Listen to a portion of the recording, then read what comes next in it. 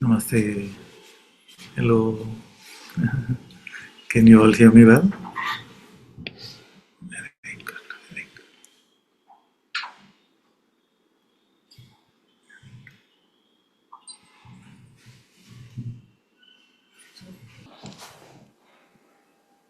तुझा सगुण म्हण.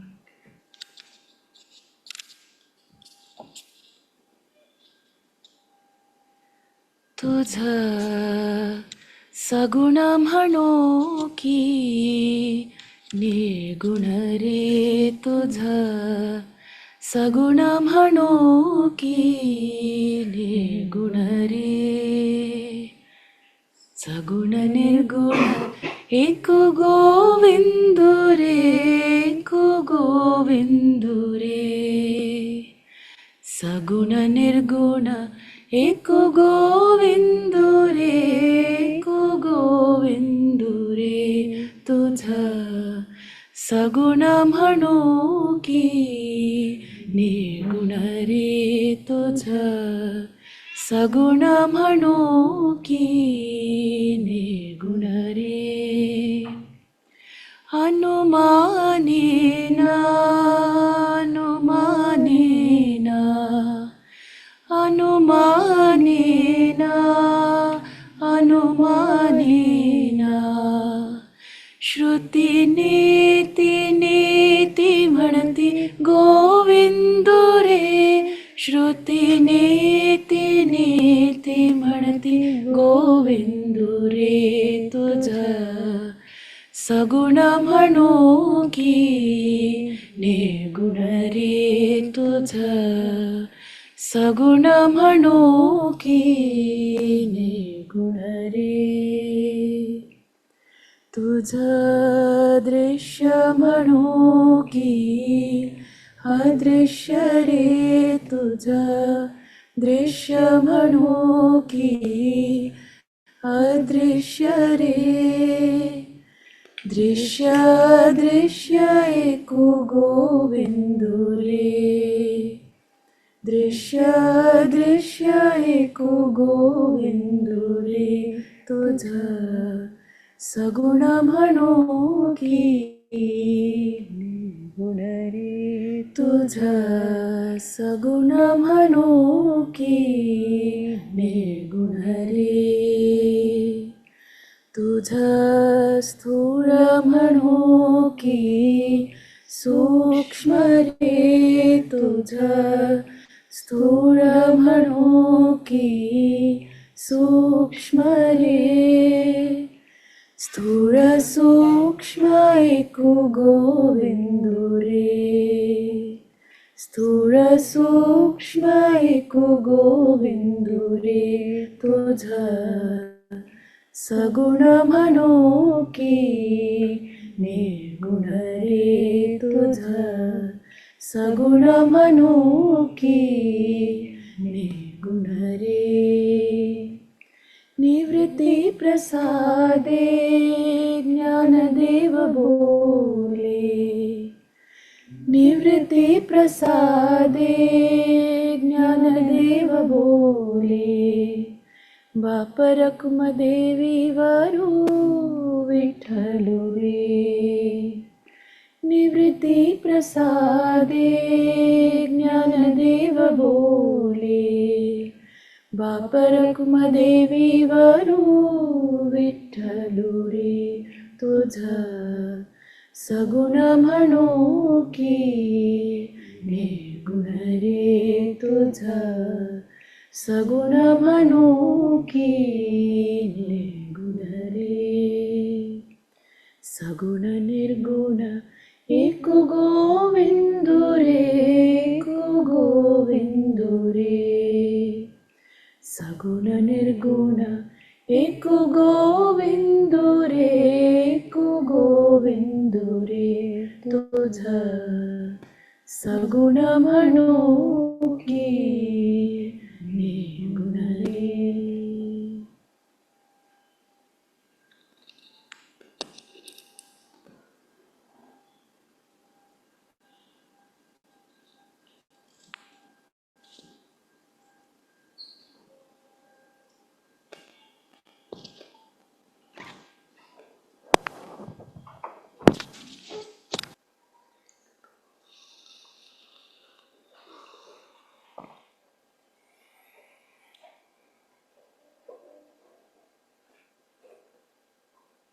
Guru Kripa Kevalam. Namaste and welcome everyone to Satsang today. Sadguru Shri Muji Baba Ki Jai.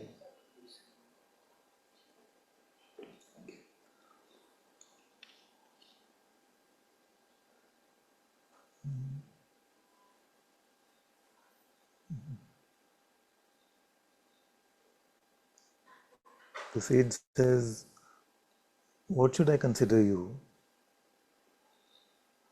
Should I consider you to be a form with attributes? Or should I consider you to be formless, nirguna, without attributes?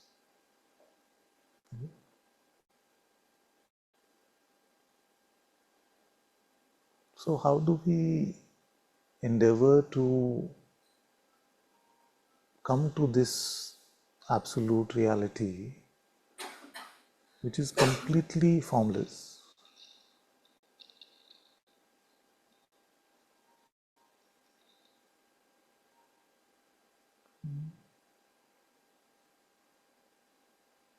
You can only do it in the light of that one who is representing the formless in the subtlest way possible. In the light of that one who is representing the formless in the subtlest way possible, where it is impossible to determine its true nature, his true nature, as either form or formless. Have you met him, the one I'm speaking of?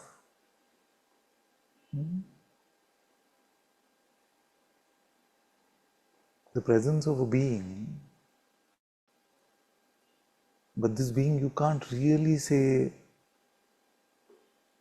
whether it is objective or noumenal, phenomenal or non-phenomenal. Have you met him? Have you met that?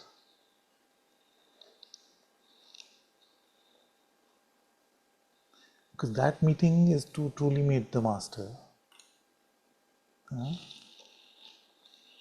All the external forms of masters in the world are just the travel agents. They are the travel agents to bring you to that one. He is the true master. And you must look inside yourself for him, because he is God's presence. He is the Sadguru within. He is the Holy Spirit. He is the Atma.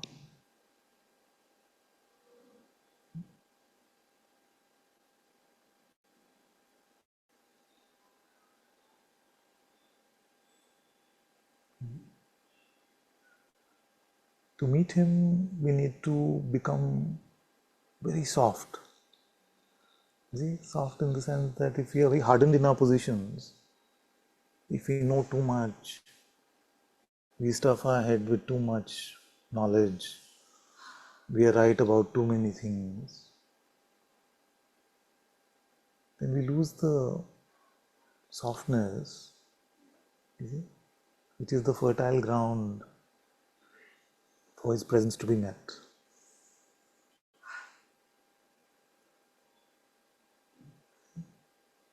So with your head full, it will not happen that your holy meeting will happen in the heart. For the holy meeting to happen in the heart, your head has to be empty. Head empty, heart full.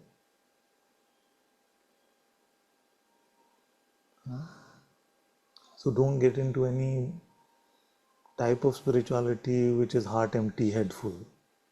That is not Jnana Yoga. That is a serious misconception.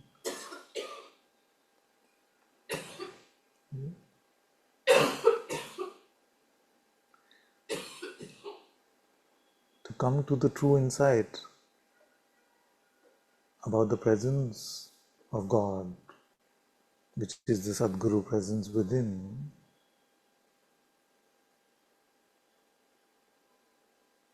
we must make that the truly important thing in our life.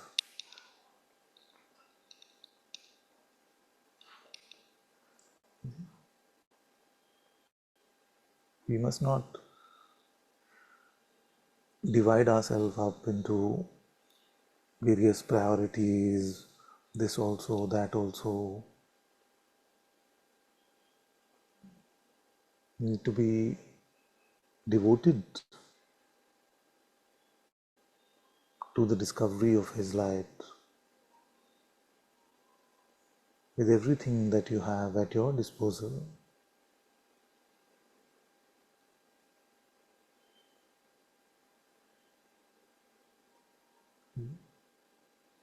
So that everything, when it is turned towards the world, then that is called being caught up in Maya. When it is turned inwardly, it is called spirituality.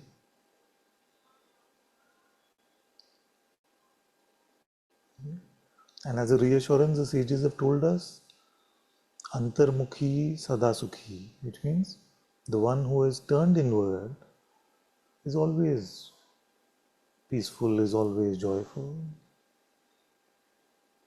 free from suffering.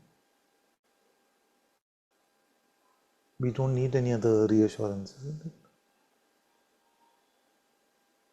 If we are already reminded that once we have turned inwards, we have nothing to worry about, then there is no danger to turning towards God. But if we are going to be selfish in terms of the outcomes that we want in life, and you're worried that if you turn towards Him and follow His will, then life may not go your way, then you're in the mistaken notion that you are your mind and the mind's way is your way. This is not true. Yeah? So allow all this thought activity to come and go. Don't identify, don't believe.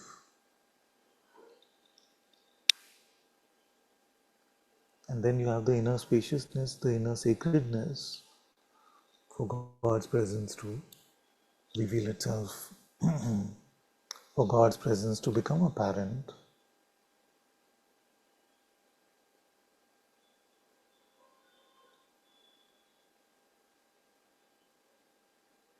And even if you cannot conclude or you cannot say to yourself that His presence is apparent, if there's just a minor, the most minute inkling, the most minute scent,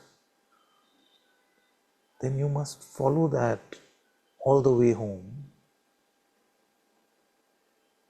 See, what is that scent? The perfume of unconditional love. To deepen in that, follow that to its very source.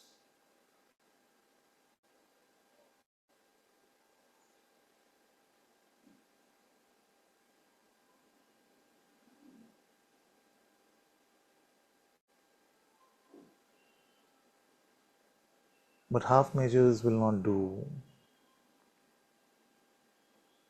If you divide yourself again and say this also, that also, this, that. So what you're meant to do is just surrender all your worldly concerns to Him, and whatever remains of you must be fully devoted to the discovery of His light.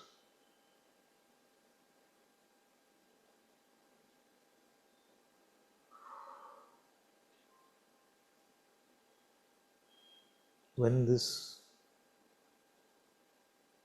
heart temple with God's presence at the center of it becomes apparent to you, then your life itself becomes a holy life, a temple of God.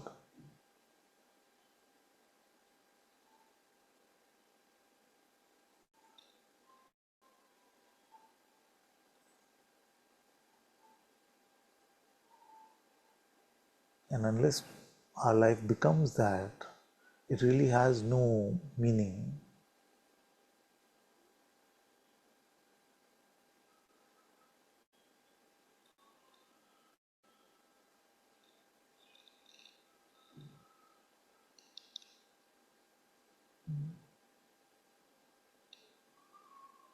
Then you come to His holy light, and in the light of that presence, you recognize that your reality is that you are that which is aware even of this. You are that pure awareness which is beyond even the highest.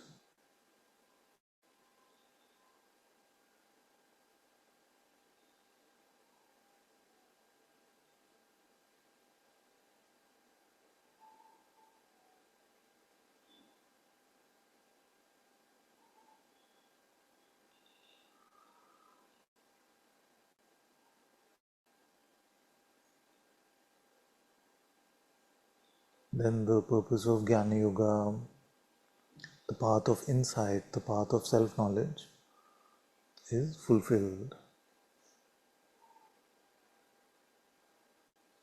And in the fulfillment of that, the false identity is mostly wiped away, wiped clean.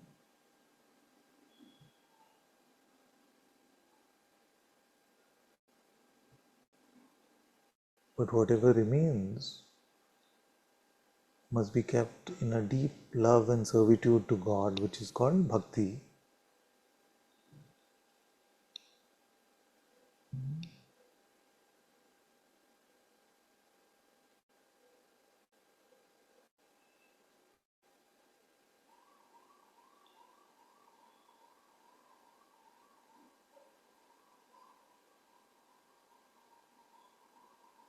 And in that bhakti of the Lord, in true bhakti of the Lord, it keeps you safe. It keeps you safe from your own potential to become the spiritual ego, the one who claims insight, the one who claims understanding.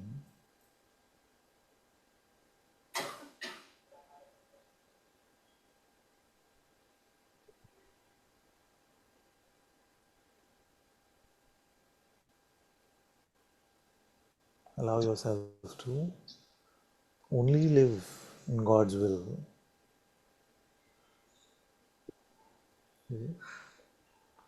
And in living in God's will is to step away from a lip service, armchair spirituality to a truly lived spirituality.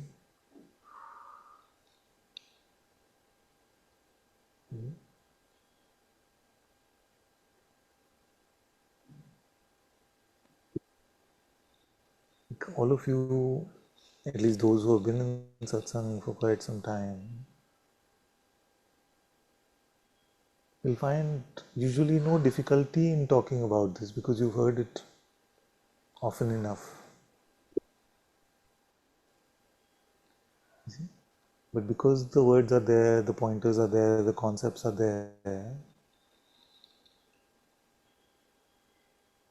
if they are not applied in your life moment to moment, the ability to share the words mean nothing because not coming from a place of a lived spirituality. It's not coming from a place of authenticity.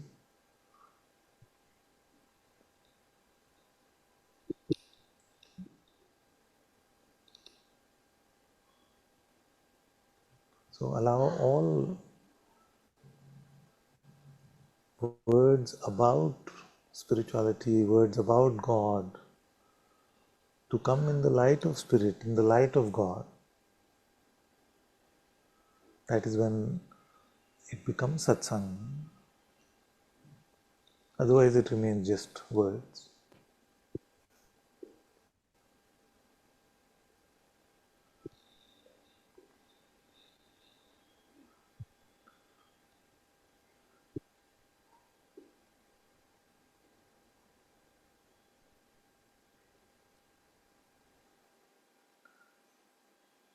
So, inside, insight, love, servitude,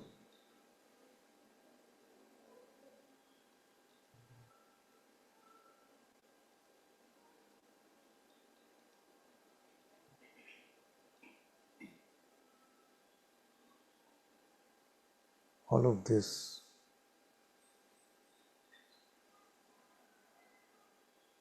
to live in this is to live a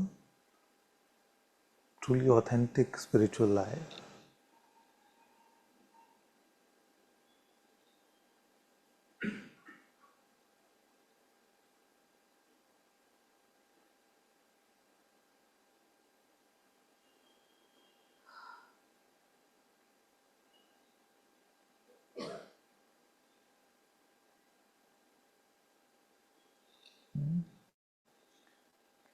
So, what is my job? If this project is clear, then my job is just to hold your hand and guide you when you seem to lose the path and go with the me, to just prod you back to the right way of jnana and bhakti,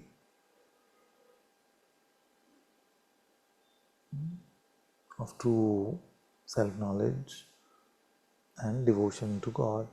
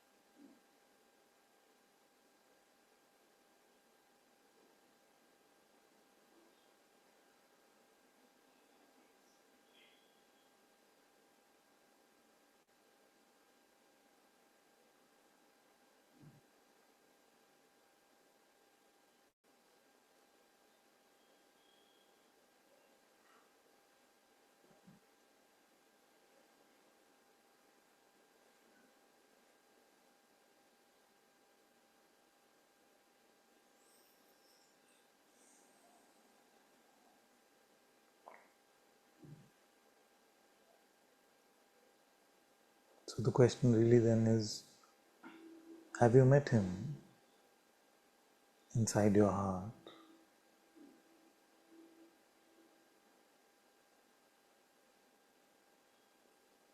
And as a follow-up, if you have met Him, then why do you leave?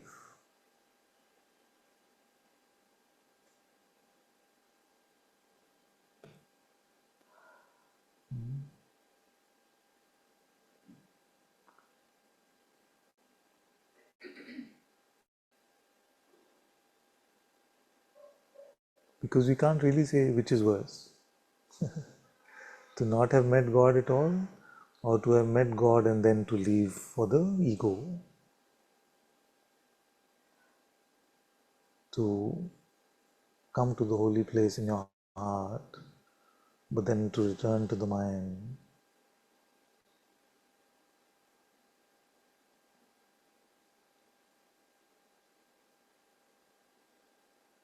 And when that happens, we must return home as soon as possible to the presence of God within.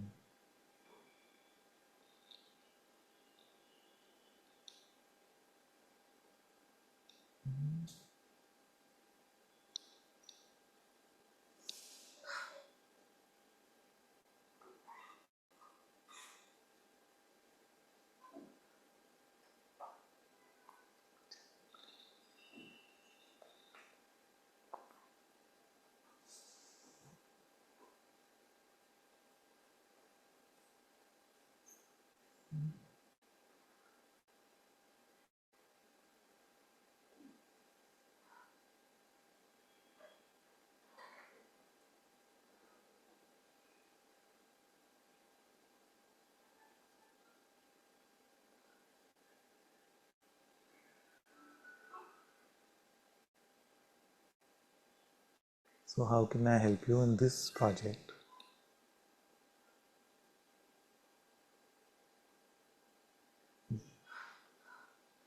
Have you made your life about Him first, so that you're not looking for assistance to become a better me, to become a better somebody, to improve the life of the non-existent one? But you're looking for assistance when you seem to be tempted by this Maya, when you seem to be tempted by this me.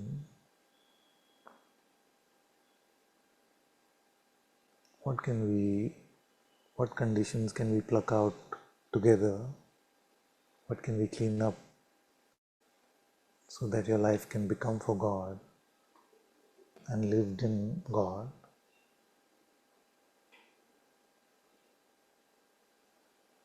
That is really what the questions and answers in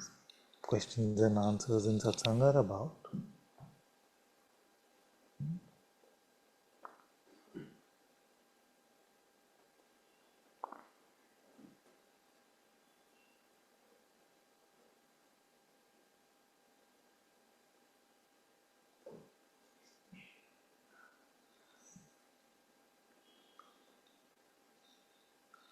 And that sometimes can become frustrating, because you're saying, Ananta, what should I do about my job? I'm saying, turn to God, make that your job. You're saying, what should I do about my house? And I'm saying, live in your heart.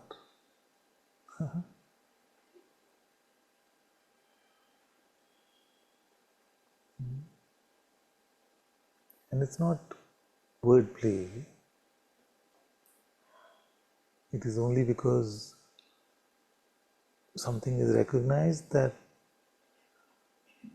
the only solution, the only antidote to the human condition is to come to this presence within yourself.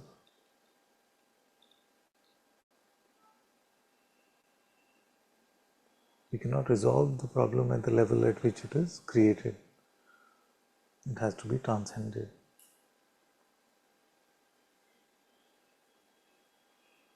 So when our teachers tell us that I'm not interested in your domestic question, that is what they imply.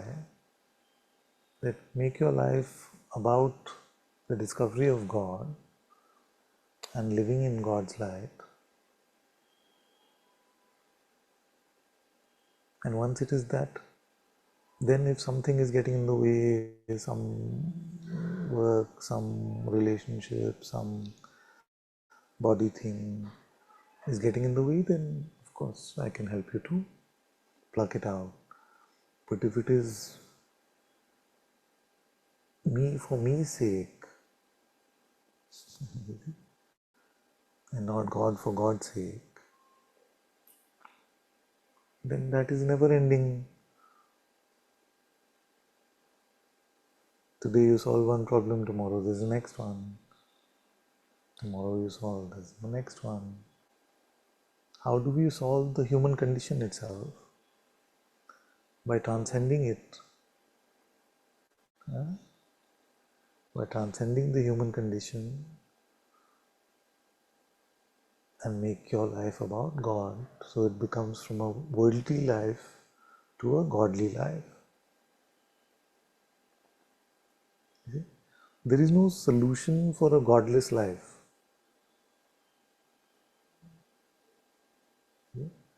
If it wants to continue remaining godless, the only antidote to a godless life is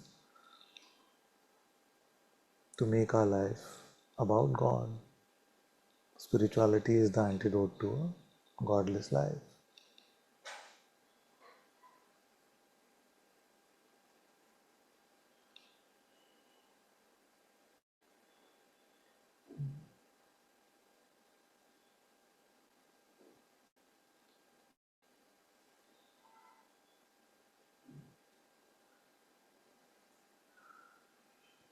So to ask yourself, how am I serving God in this moment? Or even to ask yourself, who am I serving in this moment?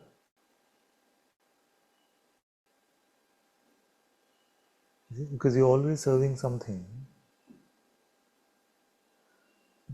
and there are really only two options. And Kesha put a post also, that either we are in service to the mind or we are in service to God. But servitude is not an option. It's not optional.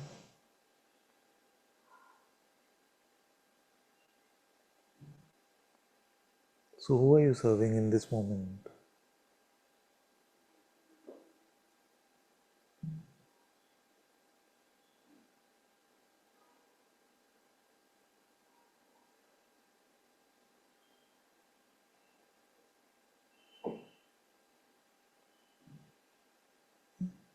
And as you deepen in His presence, then as a reminder, you can ask yourself, how is this in service to God?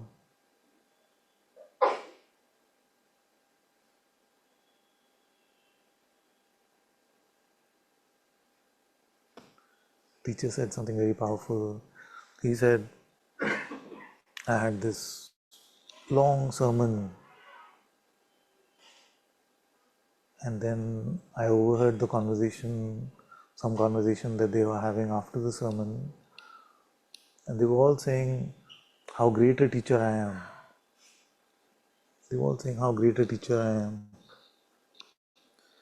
And he said that he was horrified because if the outcome of the spiritual session, the satsang, the sermon, is that everyone is talking about how great the teacher is instead of how great God is,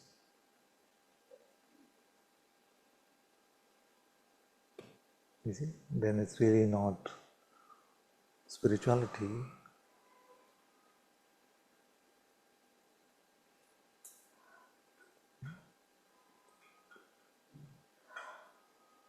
And remember that maybe it was John who said, for him to increase, I must decrease. So for him to increase in your life, you must decrease.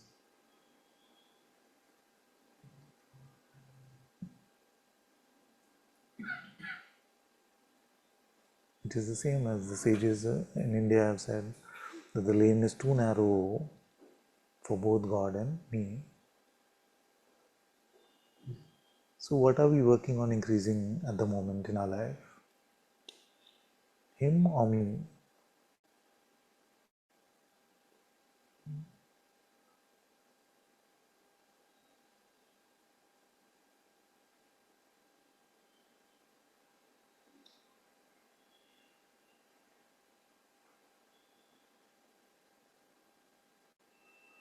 What is your intention in your heart?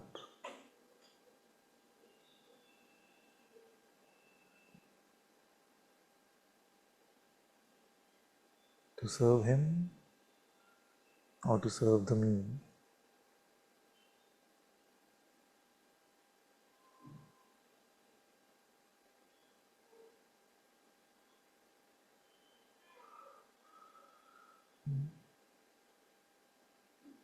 So Sonali reminded us, she said, is it God for me or is it truly me for God? Whatever me is left.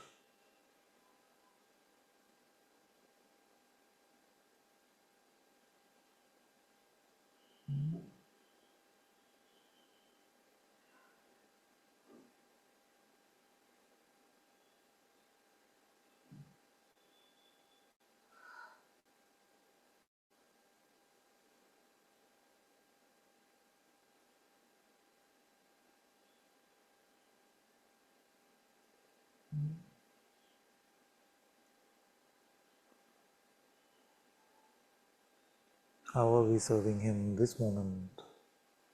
This moment. How to serve Him moment to moment? To live in His presence, to be in His light. Allow His will to move you is to serve Him.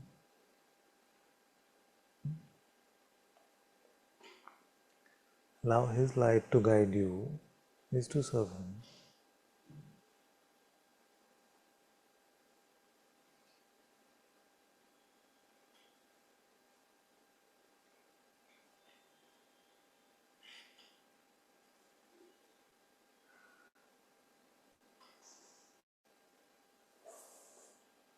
It's possible to live like that?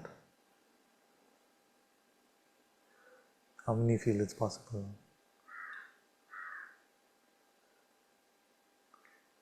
Nobody in this room. I'm retiring. This is the last satsang. It may seem difficult, that's okay. But at least we must have the opening within us to say that it is possible. It may be difficult, but it is possible.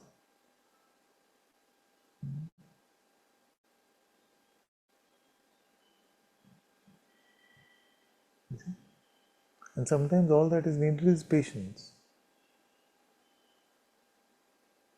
Because the mind has one trick, no? I told you that the battle is about time. And in that battle for time, the mind has one trick up its sleeve, which is rush. Rush. You need to rush.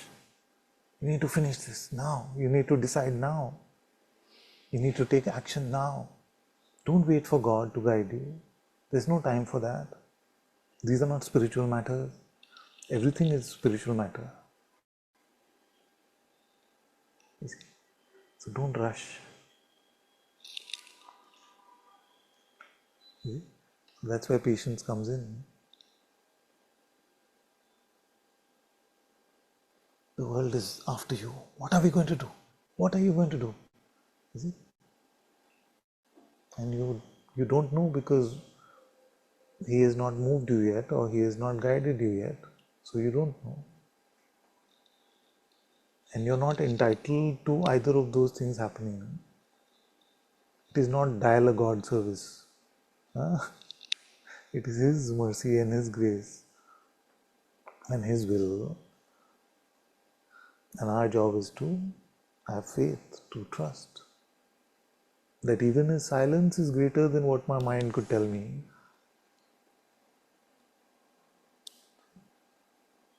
So this patience is very important.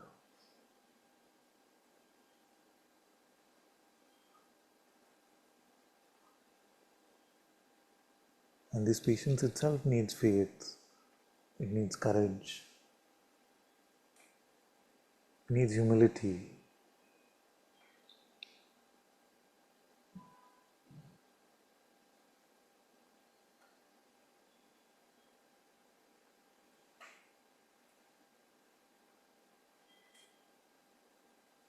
When we rush, we become mental about everything.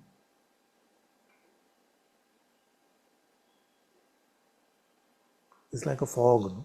A fog of war. It's like a haze. Just in that haze, and you know, this is what I want, this is what I need, this is what I'm going to do, this is right, this is wrong. God is a distant notion, all forgotten. So when you start noticing these things, just return home.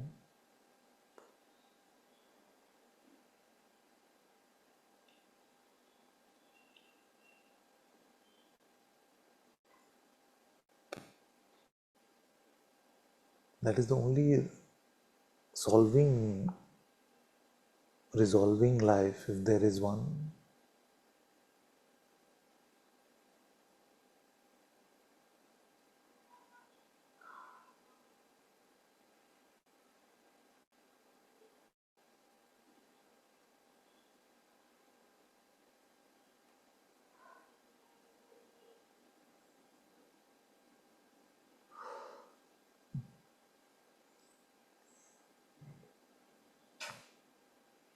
Become impatient about living a godless life. That's it. Not about anything else. Turn to God with all your might. Don't waste a moment. The rest is all up to Him.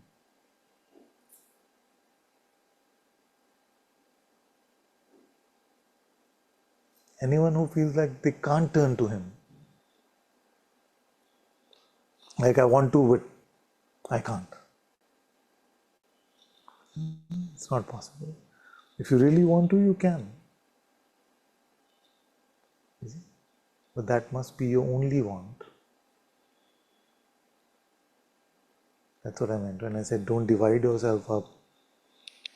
This also, that also. You see, because once you divided yourself up, you say, I want to be like that also. I want to live in God's light also. When the mind tempts you with the offers to live that kind of life or be that kind of person, then those will seem tempting.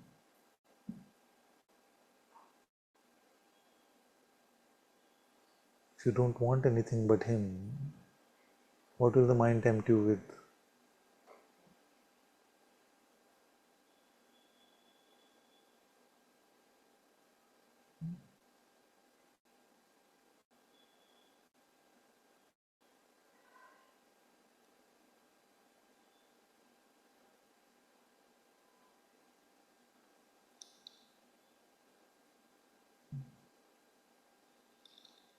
And if that seems too far out and too radical, let's at least agree that He's top priority. That sounds more comfortable. वो चलेगा. He's not the only priority. At least can we say that He's top priority every moment?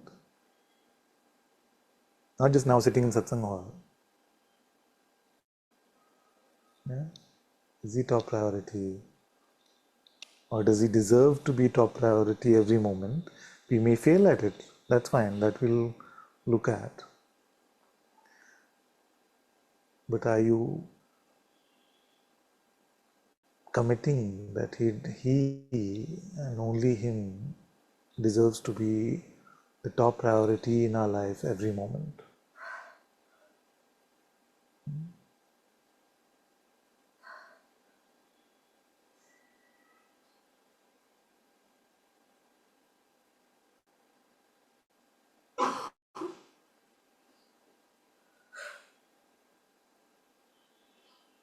Then you cannot suffer.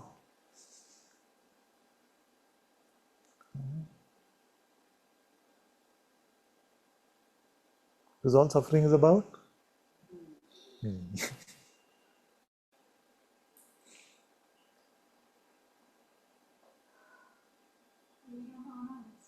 Huh? See? Yes, we don't honor this. I also don't honor this 100%. Therefore, all of us are learning to live like this, deeper and deeper. That's why I said that we may fail, but at least can we commit that He deserves to be top priority every moment, no matter what. You see? We must never put Him in second place. And when we do, we must return home quickly. So when you say that I don't honor that or I don't live like that, you're saying that you prioritize other things above Him, moment to moment. I'm saying that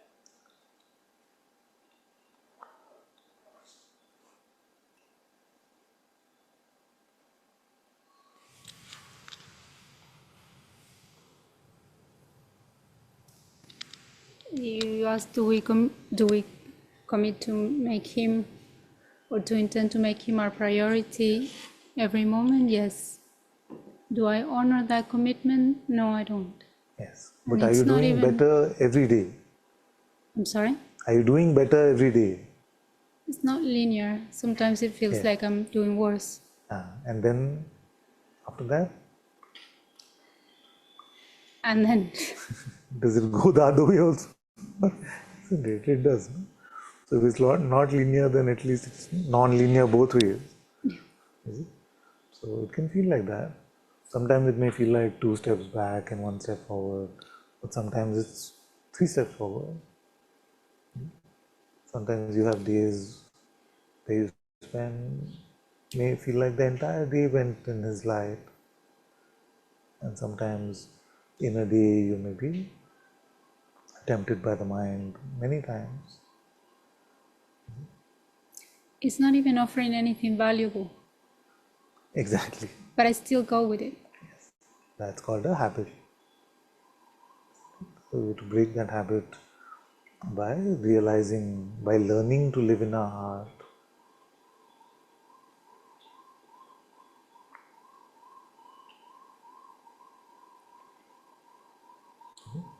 So when we feel,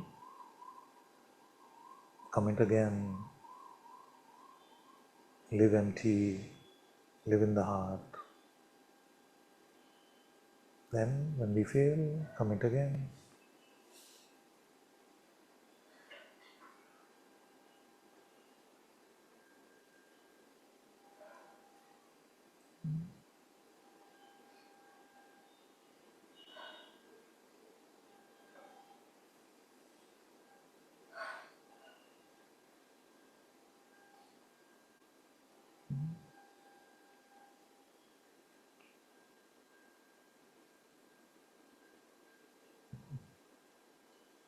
Now,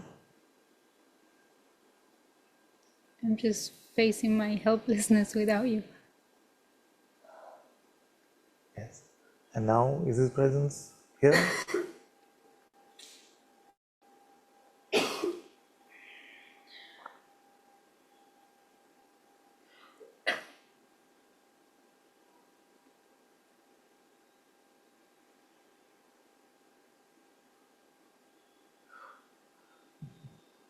I could ask, are you breathing?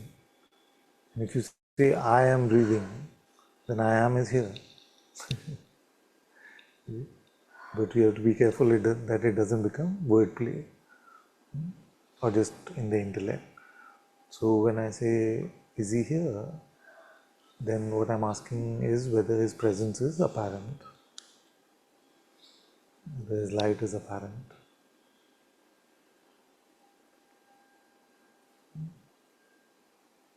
Yes? Yes, it seems less apparent than other times. But is there a less or more possible in this?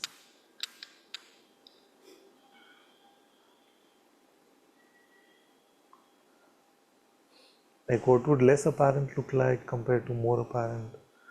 Because what we're talking about is the meeting with the phenomenal, non-phenomenal one. So can we meet the phenomenal, non-phenomenal one in a lesser way or a greater way? No, we just give more or less attention to. Yes. And even more importantly than our attention is functioning, we give more value, therefore belief to the mind. Yes, that's what I meant. Value. So stop that. So my main job is to just remind everyone to stop that. Okay? Because the rest of it is very organic. But if we insist on giving value to what the mind is saying, and then we say, but why am I not getting free? Why is my life not peaceful? Where is that constant presence that you speak of? It is because we are not following. You see? And many of the Sangha, many of my children are stuck in this way, where it's like, I feel like the instructions are pretty clear now. It's just that break that habit, you see, to break that habit of believing the mind, to give value to the mind. I'm sure it's the same in all sanghas. So, but we must at least commit wholeheartedly this moment that I'm not going to follow the mind, not going to follow. Bring it on, give me whatever you have, but I'm not going to. Or are we making side bets and side deals with the mind? If you tell me about something, then I'll follow you. But mostly I won't. That's why one of the tips I give is that don't fall for the same trick twice from the mind. At least make it work hard to make you suffer. But usually we make it very easy because it's the same old beats that we keep falling for. And usually it is relationships, then it is about security, then it is about the body, health.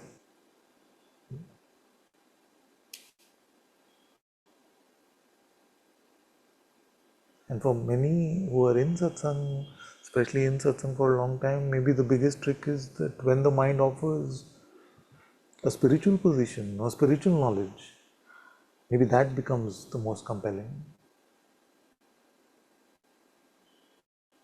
So we have to contemplate this for ourselves. We have to notice these things about how it moves in our lives. Then you can spot it. Each of you should be able to say these are the top 3 moves the mind has in your case. You see? When it talks about this, you see? So once you start noticing that, then you're vigilant towards that. And also the trick is that I'm in mind mode. It's very easy to see myself as something in a timeline, and frustration comes from being on a journey where yesterday it was all God and today what is happening, and Today it's all me. mostly, yeah. Yesterday was all God. But how blessed are you that you can even say that you had a full day which was all God?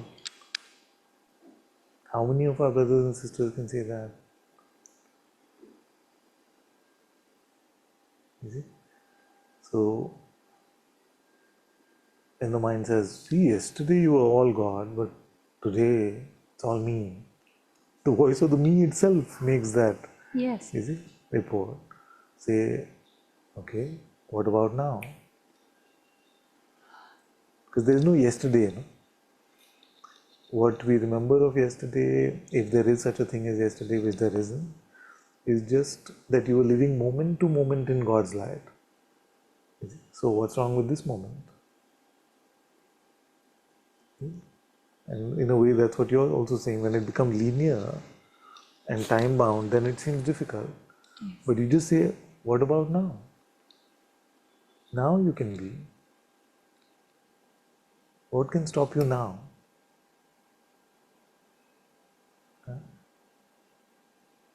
You see? The mind says, but now it will be okay, I'm in satsang. You see, so you spend 2 hours with God. That is much better than any answer I can give you for a seeming problem that you have. You see?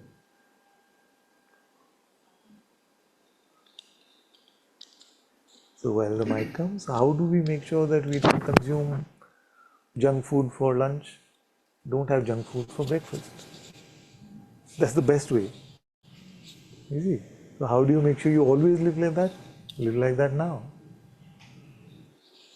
Does the tendency to go with the mind or to give value, does that also reduce as we deepen? Because Yeah. I know the intention is to live in God, but there are moments that I just get drawn. Yes, it does reduce. And you will notice that it has. So all of you, you'll notice if you've committed to it for for any length of time, I'm sure you will be able to see the difference. You see? And that length of time can't be okay now. Today, between today and tomorrow, you have to risk your whole life. You have to bet your whole life. Strangely, it sounds strange, but you have to bet your whole life to live in God every moment.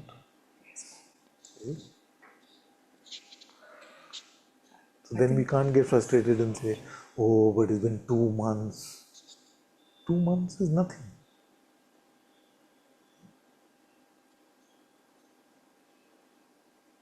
Complain when it's been 2 lifetimes.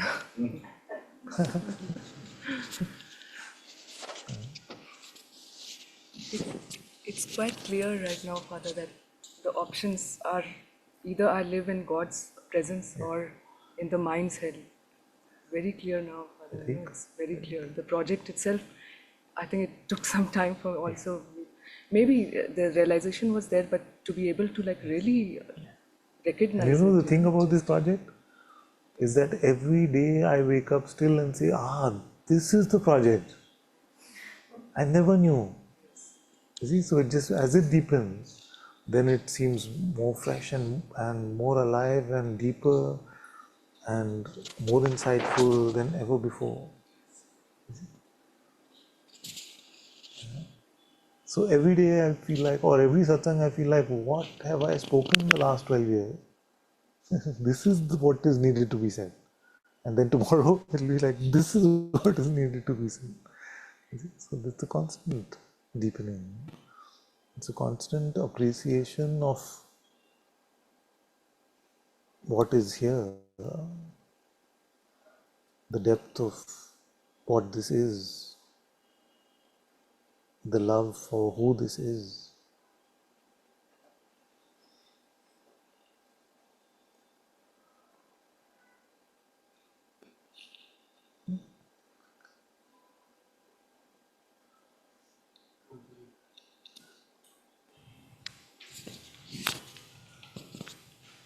So, over the past few satsangs, I've kind of brought this point up a couple of times, and you asked Georgie if God's presence could ever diminish, if it could be more or less here. So really the And question, her point was that sometimes it's less apparent and sometimes it's more apparent. yes, I am trying to say that when it is apparent, it's apparent. When it's not apparent, it's not apparent. It's pretty binary. You see, try to do it halfway. Can't do it halfway. The byproducts may be halfway, like you're in God's presence, but today you're not feeling as much love, as much peace, as much joy. Those may be quantitative and qualitative in some way, right. but the presence itself, you see, we can never quantify it. And so maybe based on what you guys shared with each other, I kind of saw something which I've been missing somehow, and it's the somethingness of the I amness isn't necessarily the byproducts of the perfumes. There's a something that doesn't have a quality, Yes. but it has a quality. Yes. And it was very nice because I just, for some reason, I was the somethingness You I see, thought you woke is me up because I was just like that, and then he said, "It has a quality, but it has no quality," and I was Yes. suddenly very awake. So thank you for that. It's beautiful. It's beautiful because this you can report only from that inside. See? Only from that inside. Because otherwise it's gibberish. No? Like who wants to talk like that? Is it? Very good.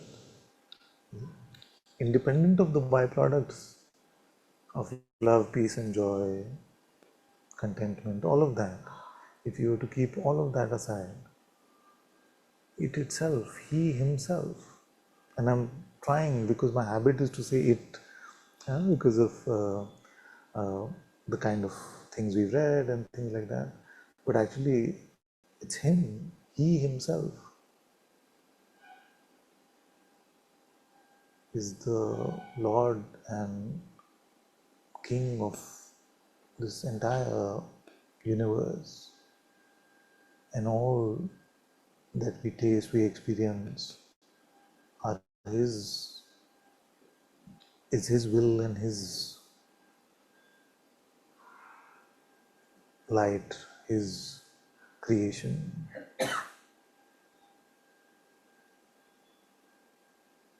He is a living being.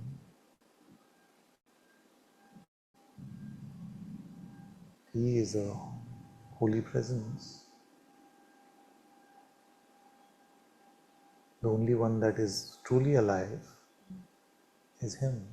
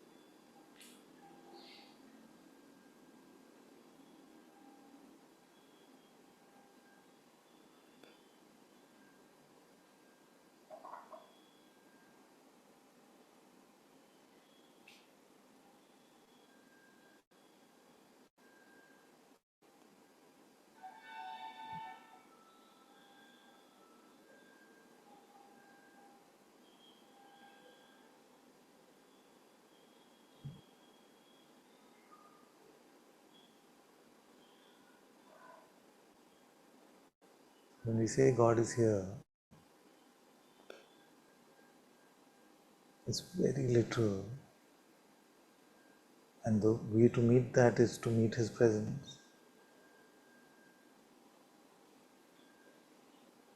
Which we cannot say, like we started satsang today, we cannot say whether it is saguna or nirguna. Either and both, something and not something.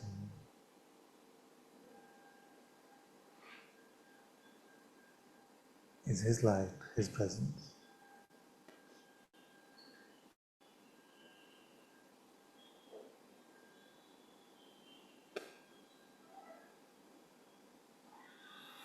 So your inner heart is designed to be a temple of that light.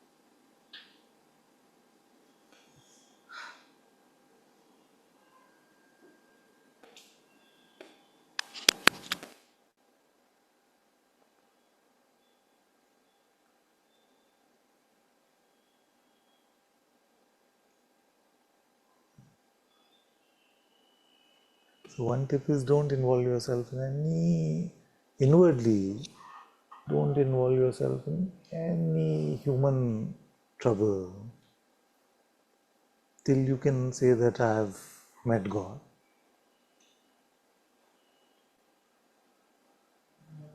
About another person or even the person that you take yourself to be. One day some words came from here, very silly, but I'll say them. it came to say that क्या मिल गए हैं भगवान तुम्हें तुझे कि तू इंसानों में उलझा है दाने के पैसे नहीं हाथी खरीदने निकला है. So that means that one who doesn't have money to buy one grain of food is out to solve human relationships. Have you met God that you're out to resolve your life? That is the human condition. We're trying to solve so many things, but the core basis of the human condition of human suffering is the seeming distance from God, the seeming disconnect from God. So first, only focus on that.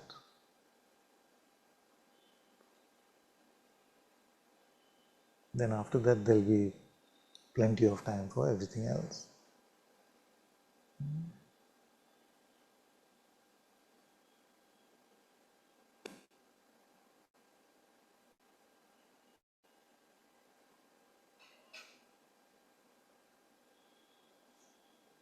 Don't try to find your soulmate before you find your soul.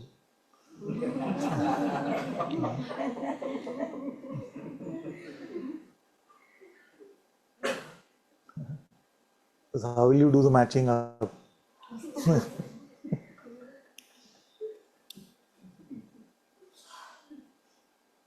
Don't involve yourself in all of these things inwardly. Outwardly, the play of life will continue. Whether you like it or not, it will continue. Some drama, some events will happen every day.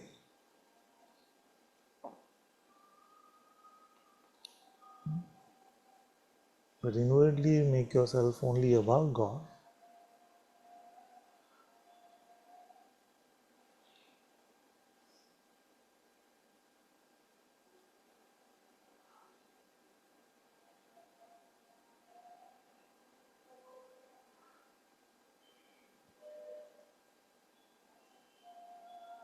That is the end of problems or no?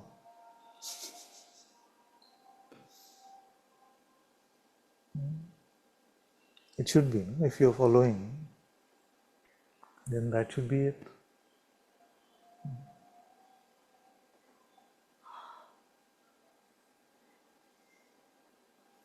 And if you're not following, then what to do?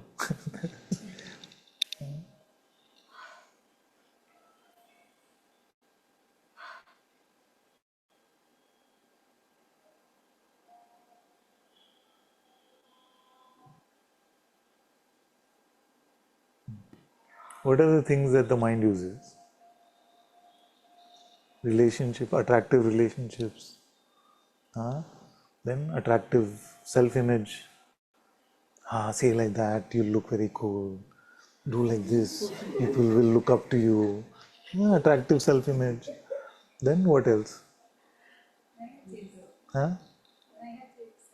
Negative self-image. Example?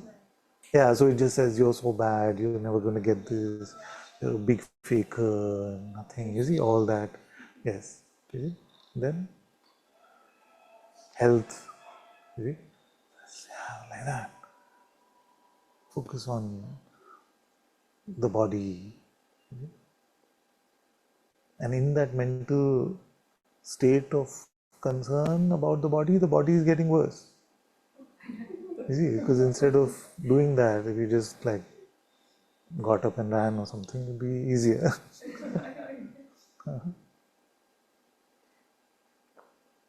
What else? Huh? Freedom, meaning, purpose, the conceptual search for intellectual answers. Those seem very attractive. This, that, this. He said like that, she said like that, like that. See, but if you apply just one or two things, is more than enough. Don't have to apply the whole spiritual encyclopedia. You keep it just very simple and heartfelt, it's much easier. Except if the desire is, I want to become a teacher, I want to have followers, I want to become popular, maybe then those things get in the way. But to come to God, we need to become simpler and simpler. But these things, these basic 3-4 things, is what the mind tempts us with. You see?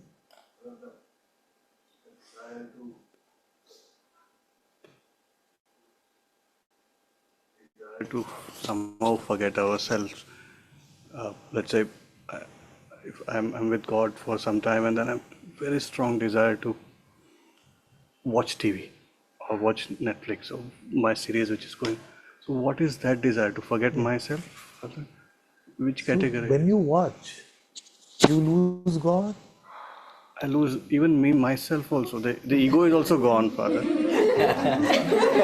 And the God is no, I'm not remembering my problems, my ego and all. But at the same time, I'm not with God also. Full in the head. Full in the head.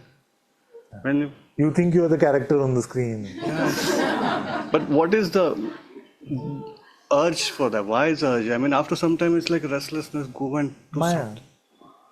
That is the very design of this movie and the movies within it.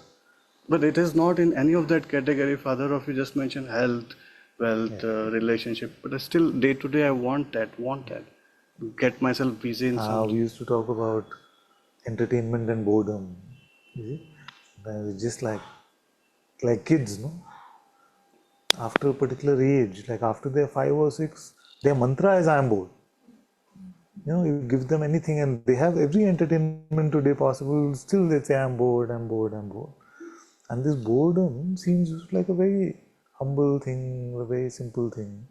But in the root of this dissatisfaction with the content of the present experience, you see, is the root of a lot of trouble. You see, an addiction to different type of experiences can happen because of that. All kinds of trouble can happen with it because we give a lot of value to this, like boredom. What's happening now? Father, even when satsang is over, right? 3 hours, you feel some sort of relief. Okay, now I can do something else. So what is that? What is? I mean, again, even if you are in total bliss here, really want to get out of this and then move. One child says, now satsang is over. Now I'm going to have a smoke and just be normal for a bit. It's all like that. It can be like that. It can feel like that. That worse is the self-judgment that comes. Yeah. It's not just the trying to escape the boredom, but Yeah, done with satsang, enjoy yourself. Smoking. I'm so bad. I'm so. yeah, it's a, All adds up. It's like the mind Sorry, is. Father, you are relating that to which thing is boredom one. I mean, I still boredom cannot. can be just be like enough. You know, now enough. Like what is it? It's just like now enough, God. Now it's my time. Like a child who's asking for attention. So sometimes it can play like that. You see?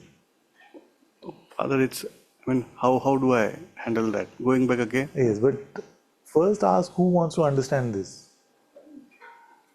Always use this.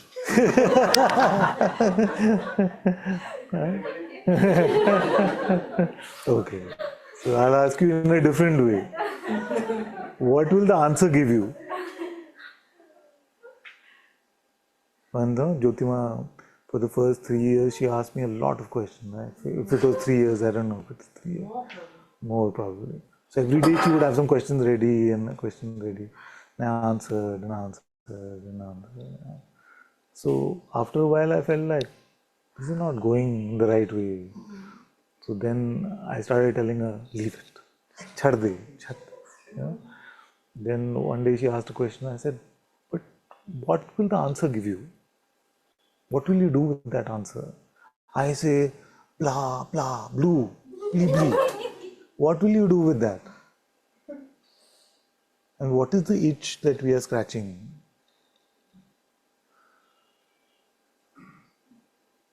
So imagine I give you the best answer. Now what you'll do with it? Huh? Follow me. You have enough to follow.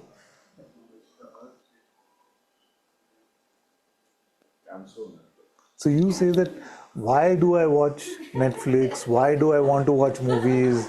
You see, why can't I just be with God? I say, da da da, dee da da. Huh? Then what will happen for you? What will change? You're getting what I'm saying? So you feel like you're doing some MCL on the leaky intellect, which is pinching you with that question, saying, but why, like that. Then momentarily you put some what is it, sealant on it or something, so it doesn't bother you anymore. But it's not really solving anything. We're just operating at the level of intellect then. And tomorrow it will produce new questions. You know this, that this leak will never stop leaking if our attempt becomes to just keep fixing it. So, and that one, I know that we are half playful about it, but that one hates the who question. It loves the why question. You were happy till you were saying, why does it happen? The minute I said who, you see, what changed? Only one letter, no? From the WHY to the WHO, it is just one letter. But why is the mind completely attracted to why? But who? Pass, I pass.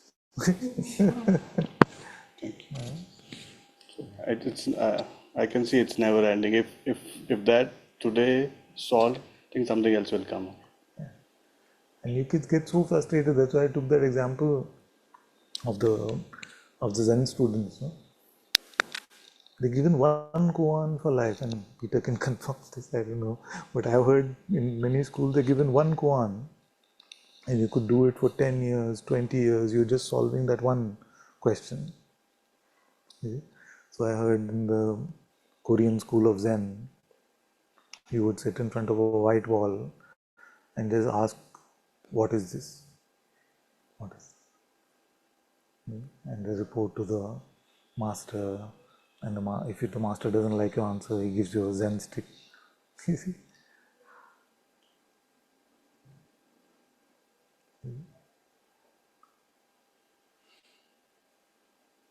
What happened? There will come a point where you will break out of your intellect, isn't it? Yeah.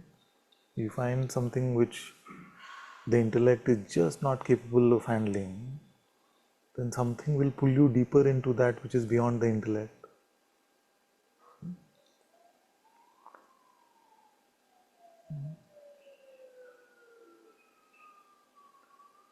Otherwise, the game will just go on.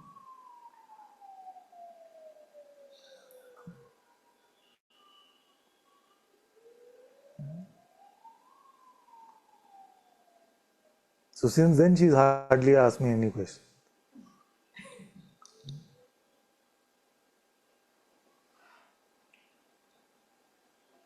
It's a good sign, right? Yes, because we have gone beyond just like a conceptual, intellectual understanding, and we feel like, oh, I know this. So when this one said like that and this one said like this, what did they mean? Like that. Then next day, something else is bothering us. Because the intellect is like a leaky roof. So we feel like we'll just fix it. One day we'll get a final answer, and our intellect is going to shut up. It just doesn't happen. How many times we felt like, I'm done. It is so clear. You yourself have had those things where just like, oh, that was the last question. You're experiencing that freedom from the pestering intellect. And that feels good. You feel like, But then what happens? Tomorrow, day after, something. Why does this happen? Why is this like this? That whole traffic starts. Doesn't feel so good. Then you come in satsang, you say, And the master says blah, blah, blah, blah. Huh, yeah, that works. So good, so good. And again the cycle keeps repeating. But at some point we have to break that whole charade, no? The whole facade. We have to break it and go beyond the limited nature of words, which at best can be pointers. But no, real answers are available in words. It's all nonsense what I'm speaking. There are no real answers in the words themselves.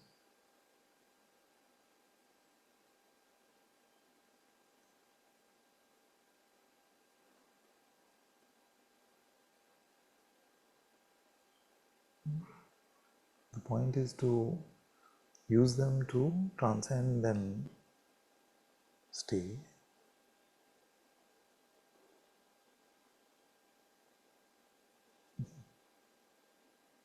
Okay?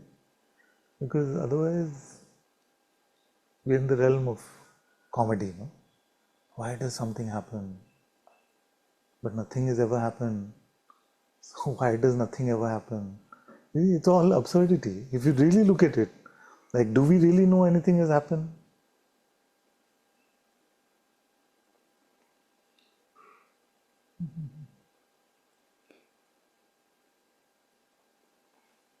Even in the intellect, if you do a deep dive, no, there's no chance. But when we just, at the surface, it offers you all these questions which seem relevant and important, but really it's just to keep you distracted away from God.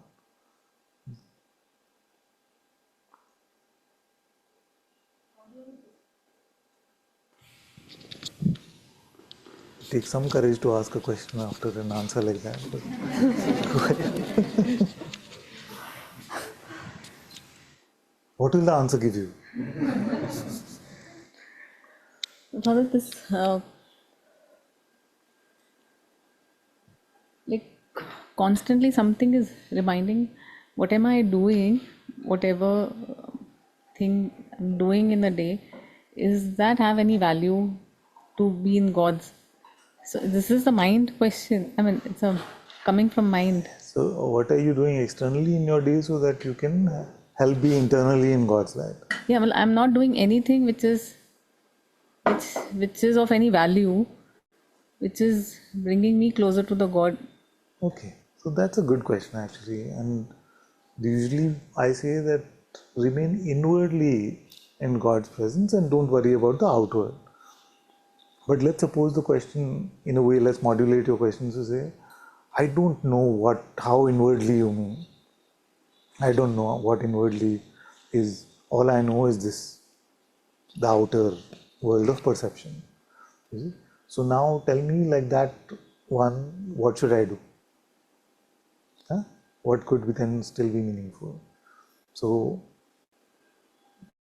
then outwardly make your life about God.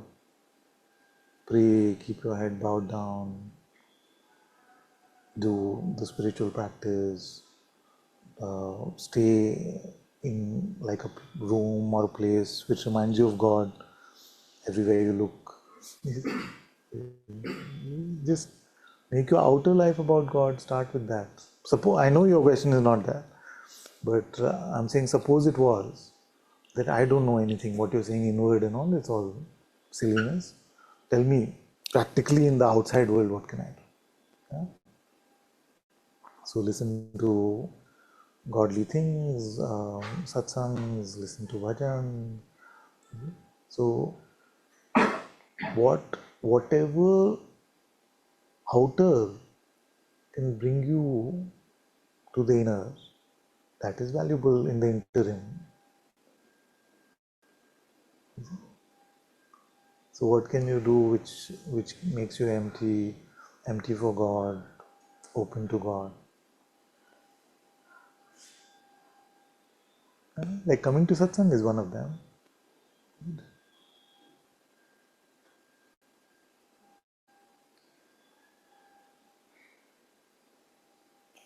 Like there are very lot of different things like this. If I'm doing something, it says, okay, this is, I mean, why are you even doing this? This is not serving the purpose to be in God. This is not true. Yes. You're not being true to yourself. Yeah. So if the hand is moving like this, or like that, which way will serve God better? Always. Then it's about inward. So Yeah. that is returning to the original answer, which is that outer action doesn't matter. You don't have to judge that if it is coming from God's light. Can you be in God's light? Yes, you can. So when you are in God's light, then whatever action that flows from there is His will. Yeah, but maybe it has that quality of meanness or the interest. Then you're That's not what, in God's light. No? yeah, then it maybe it feels more at that Because you point of can't do time. both. No, then there is an interest, then there is an interest. Like it flows from there completely. Interest means what? In like Like a a mental desire interest or some, I want this to be my So way. don't be interested, be godly. But sometimes it just, and sometimes the duality, like it sees, sometimes something is seeing that this is not coming, but still maybe it just, the thing happens from that. Why are you sounding like a hostage?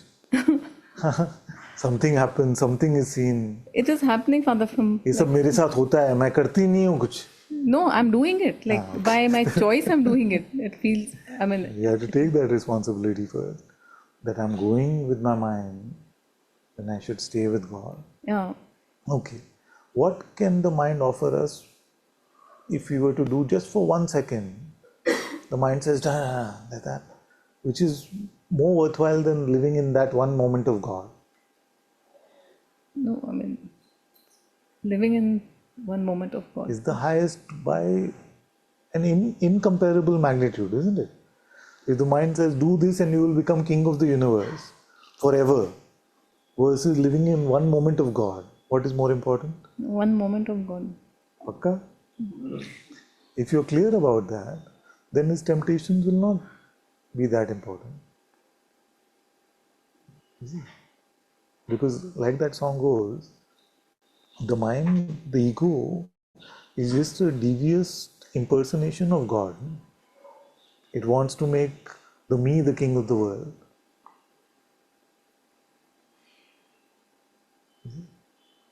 Oh, better, doesn't stop, because it feels like till you've really achieved your kingdom, it's not going to stop. That's why you've seen people who have everything that they could have in life. All material things, all relationship, perfect. Are they happy? No, they're not. Because they're like, oh, only if I had also like that. Oh, I missed that chance to do this.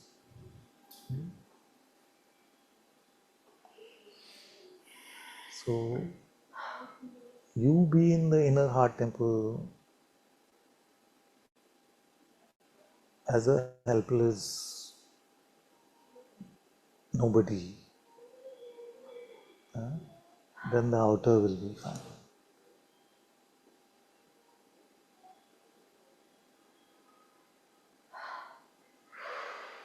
Can you be in the temple or no? Is there a temple or no? Is there? There is. Then why visit other places? Because that must be the best.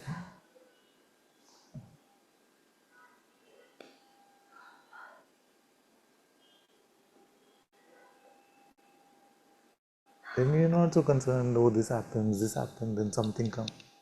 You're in the temple.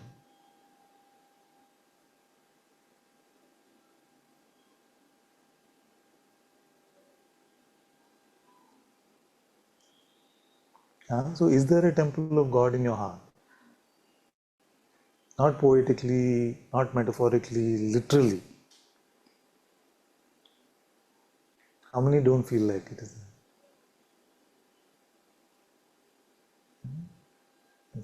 So thank you for admitting. So to create that temple, we must just create the space for that temple. Be empty of the me. Then the temple will become more and more obvious. And that temple is everything. And temple is not a Hindu word. It's a temple, it's a gurdwara, it's a masjid, it's a church, it's everything. It's the holy place of God, God's presence.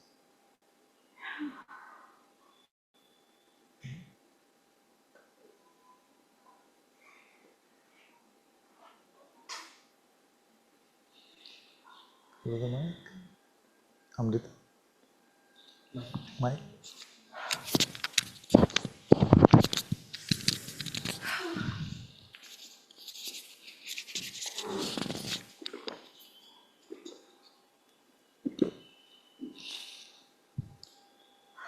But this temple is so... Don't go there. No, yes. I don't know how to... The checker guy has met the checker guy. Yes,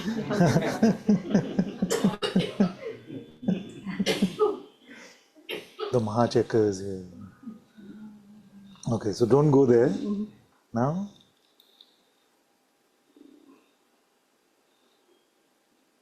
so empty, so without attributes, that mind comes in and wants to put some flowers or to have some, yes, this something in it. like And metaphorically, you mean? Or? yes, yes, For example, like wow. yes, this To embellish it in some way. yes, the bliss and Yes. all these attributes Yes. others describe and I never experienced. Yes, this. So I'm So going back to that let's person. experiment with this together. Yes. Just stay in God's presence. Now, if I was to force you to answer, are you peaceful or full of anxiety? No, complete peace, nothing. So you have peace.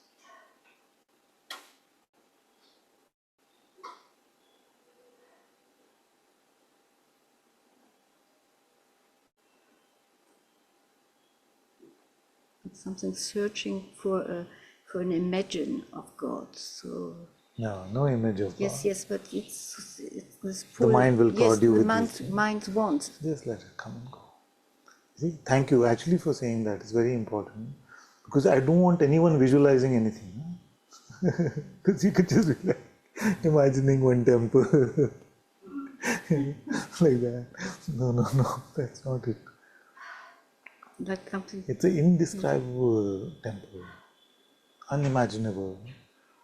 You see, because it's like the holy pulsation, the primordial vibration. So don't get stuck in any imagination or.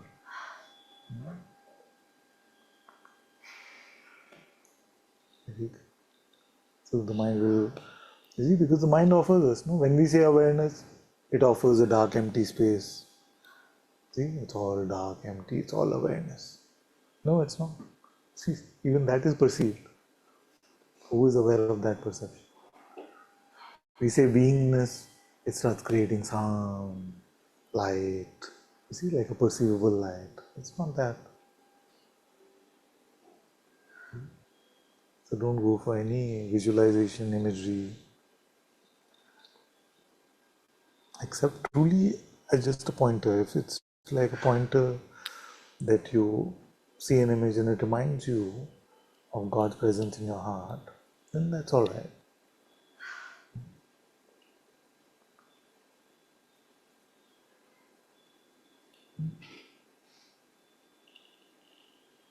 You have to be careful of imagination because the spiritual ego can really run away with that.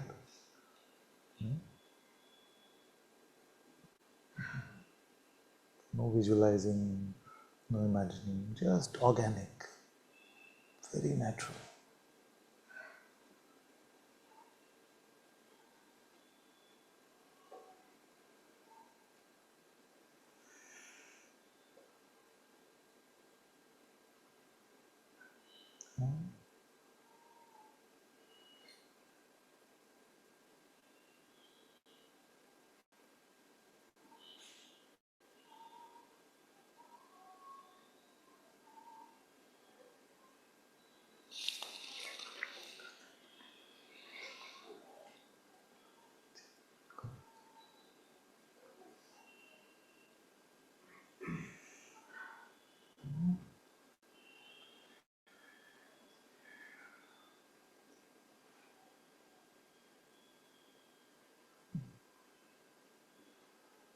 That's it.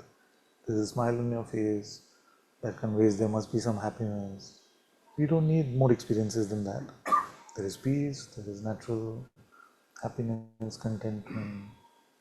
We don't have to give them importance, but they're just naturally there.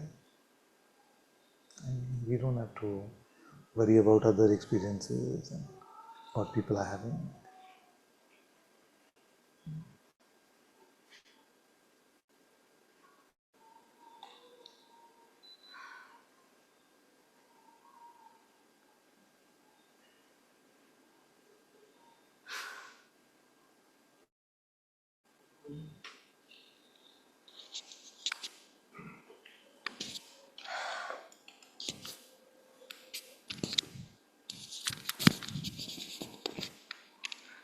Last time I spoke about the effort and you clarified that.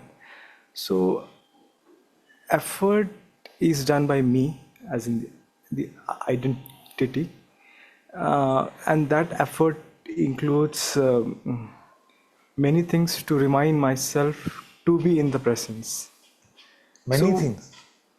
Yeah, I mean, like Right. I do all sort of things like putting reminders, all just like many things to remind me to just be in the presence. You put reminders, what else did you do? Like I said, I had told last time, like I changed the password to something that reminds me of that.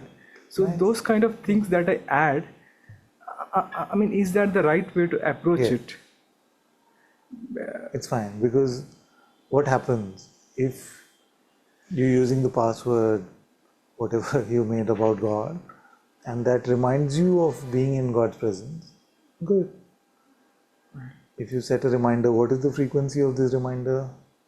5 minutes. Every 5. No, but Guruji, the funny part is that that goes off within a day or two. Then I need to remind myself, okay, there was a reminder which I had kept. I have to start that once again. So this is the process that is going on. Then I do also make notes or pointers to go through that notes once in a while. So this is creating a lot of this. Yes, but all so that you can be in His presence. Right. So just make sure that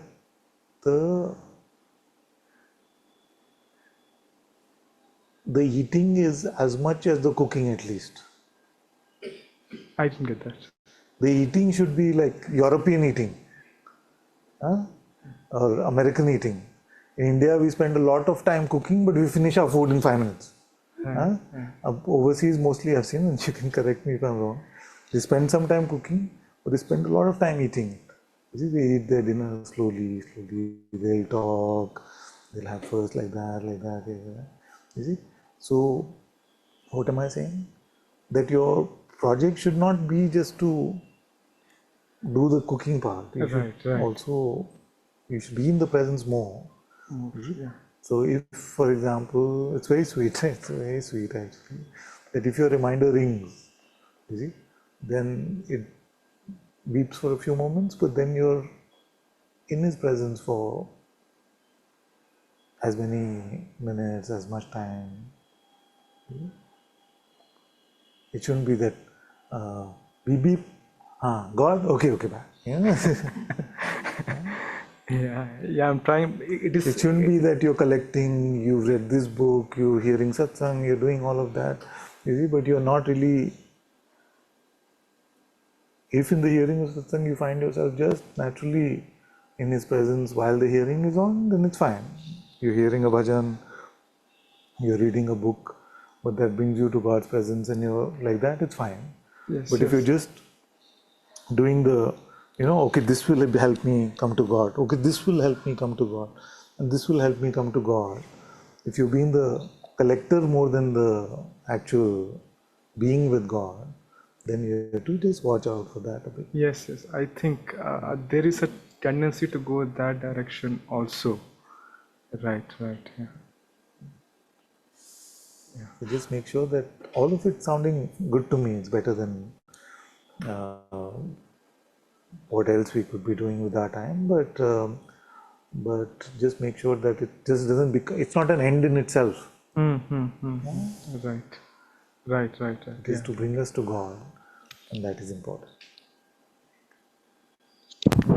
Is it true about this European cooking and eating? Argentina, it's true. Latin America. Exactly.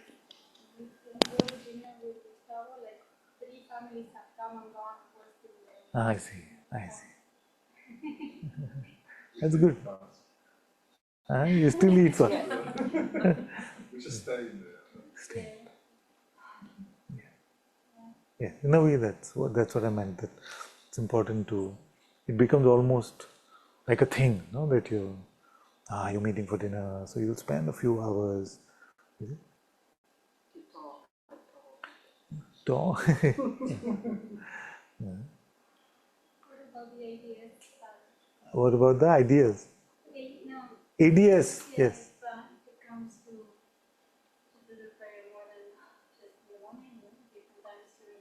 Yes, constantly. Constantly. There are no hands today.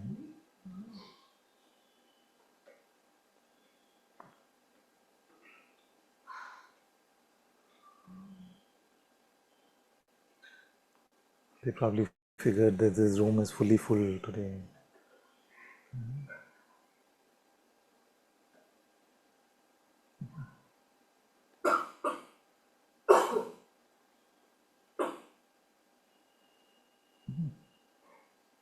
Okay, now some hands. Okay. Let's go to Beatrice. Namaste, Father. Namaste. Can you hear me? Yes. I see the collage is grown. What? A collage? No. The collage of art behind you. This is what is. Yeah, I don't see my camera. Okay. This thing is a thing.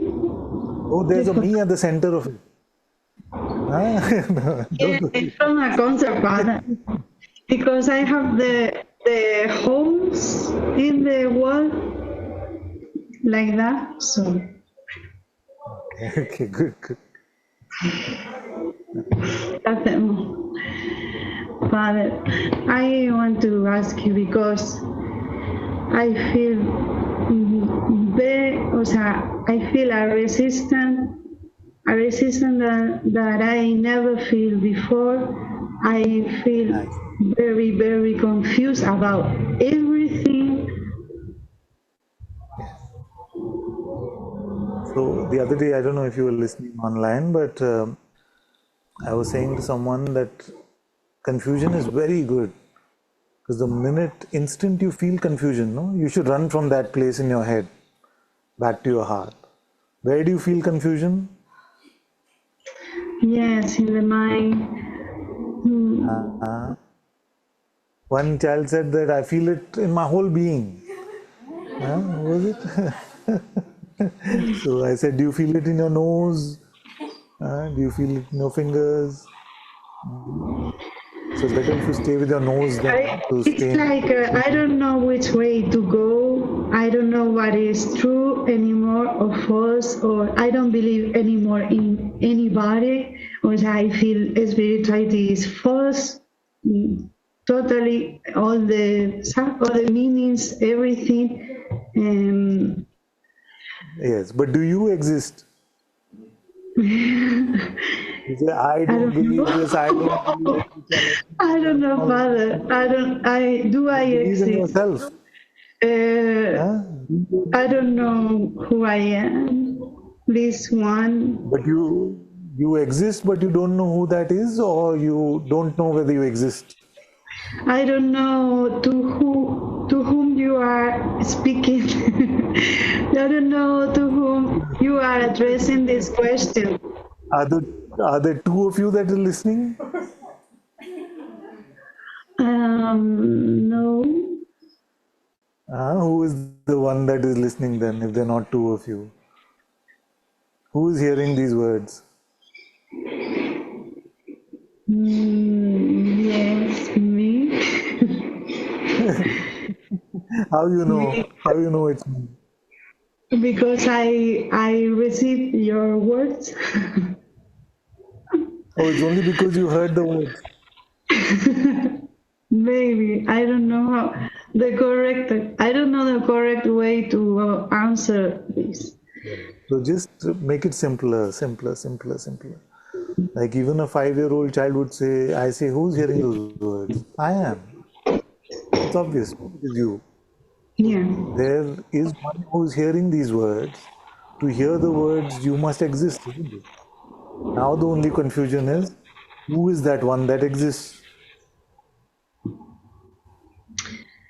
Yes.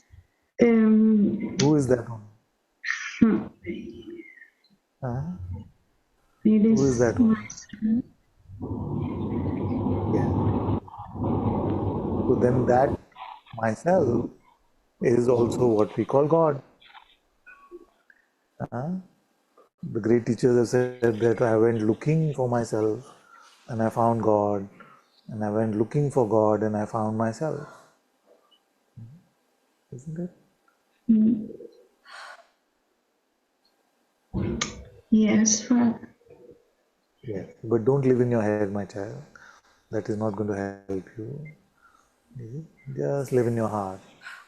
Yes, Father, because I feel that I wouldn't want to meditate anymore, or I don't know what is happening. I feel like a great a disillusion, like I lost. Yes, don't get disheartened. Don't get disheartened. So you say, I don't want to meditate anymore. Is there anything else? Do you like hearing bhajans? Do you like what is it that you want to do? If not, I want to forget everything, Father. I want you want to stop living, to forget everything, my life, everything. I wish to stop living, Father, to so, finish something because I can't. I don't feel so that. suppose you forgot everything. Suppose right now forget everything. Huh? No past, nothing. Just forget it. Yes. Just stay like that. Forget everything. I'm with you in this actually. Forget everything. Forget satsang, forget God, forget bhajan, forget yoga, forget meditation, forget everything. The thing that Don't I forget want it to to forget get is myself, my life, and everything. Because this yes, is. don't forget to forget the me, the ideas about yourself. Don't forget to forget all of these things. Forget everything.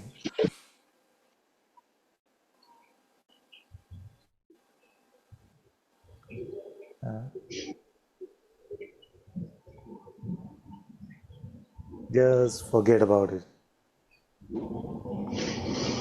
I used to say often, I don't know if you were in satsang earlier, but like all the gangster movies, forget about it.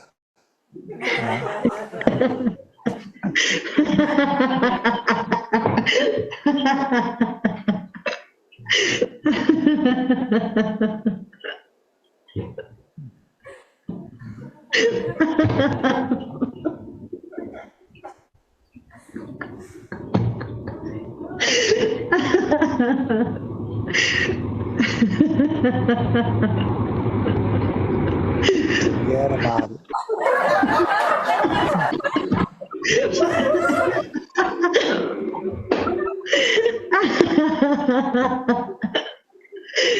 I can put an alarm in my phone with you like saying Yes, this. yes.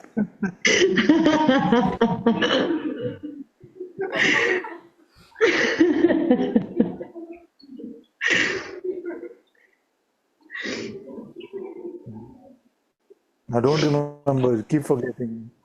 Yeah. Like it seems that I have to do many things. No, forget about it. You said I want to forget everything. I'm supporting you.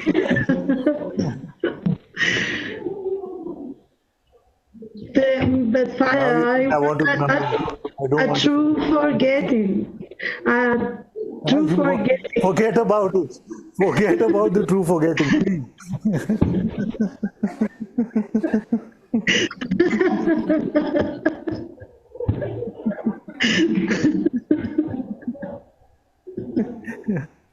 You can't remember the true forgetting. You must forget it.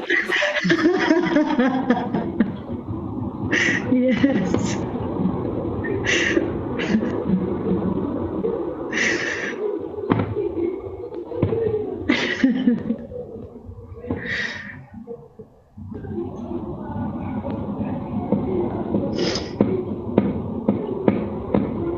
You're remembering again. Don't go there.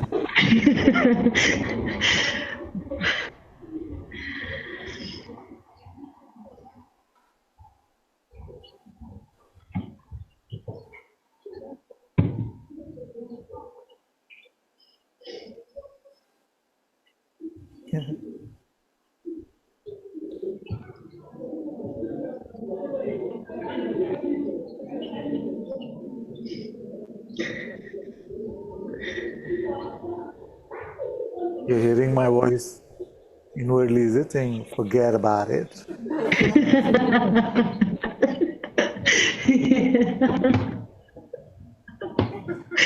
I'm going to put it in my phone. Yes.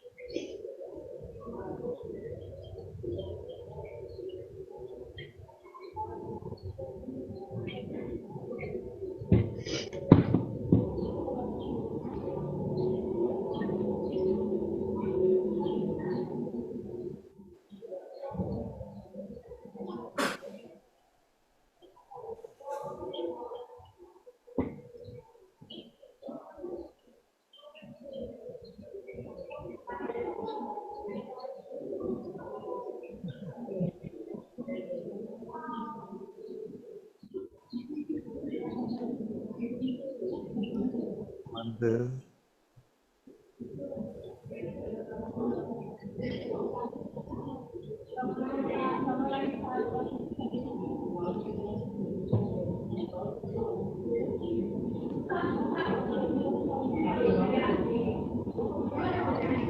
forget about it. It's better than any alarm. Thanks, Guruji. But you better forget about it.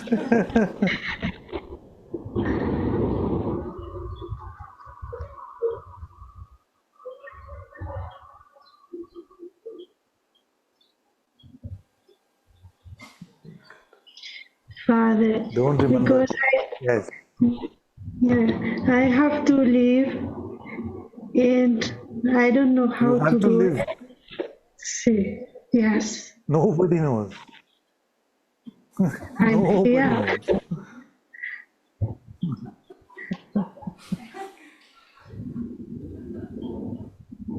Imagine if you had to know how to live, how to This is breathe, myself.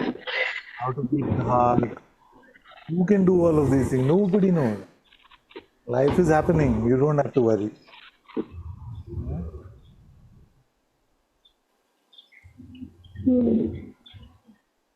You said to me 2 years back, I don't know what I'm going to do, where I'm going to live. You're still here, you're still living somewhere. Life just goes on. You don't have to worry about this.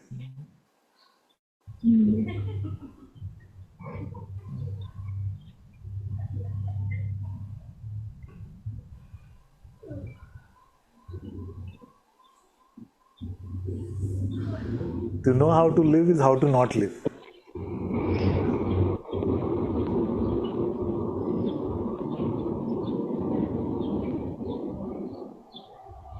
Okay. Don't worry. Don't take position. Just forget about all of it. Just forget. Okay. And you yourself said, I want to forget about everything. No? Yes, Father. But there's a but now. No. O sea, but there is a but there. For me, it's impossible. I mean, the thoughts keeps coming because I keep using the identity and the mind and So now you know believing in. what to do with it. You know what to do with it. I don't know, Father. Tell me.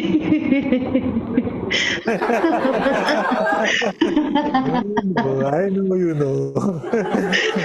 You know that I know that you know.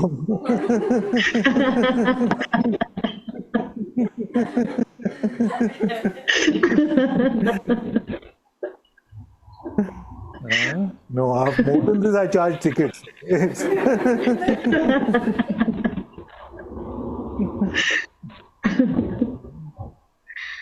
Okay, I'm going to try.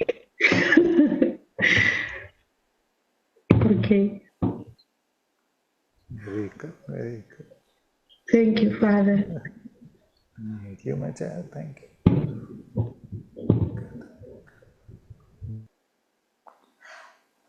Okay, Etienne. Let's go to Etienne. Thank you. Very well. I think I forgot a bit Yes. about it. You know, I since the beginning I actually had put my hands a few times, but because something was touched. It's just for me. Everything is said today. Actually, we don't need anything. We don't need anything. Yet, I just see I was just feeling always the same thing. The me wants to grasp something. He wants to hold something and forget about it. So, so actually, you talk so. When you say when we get the sense of the presence, we don't need actually anything else. And I see, yeah, I love so much when you say the checker guy. The checker guy will come even in this moment to say, do you hold it? or and so I was just contemplating this.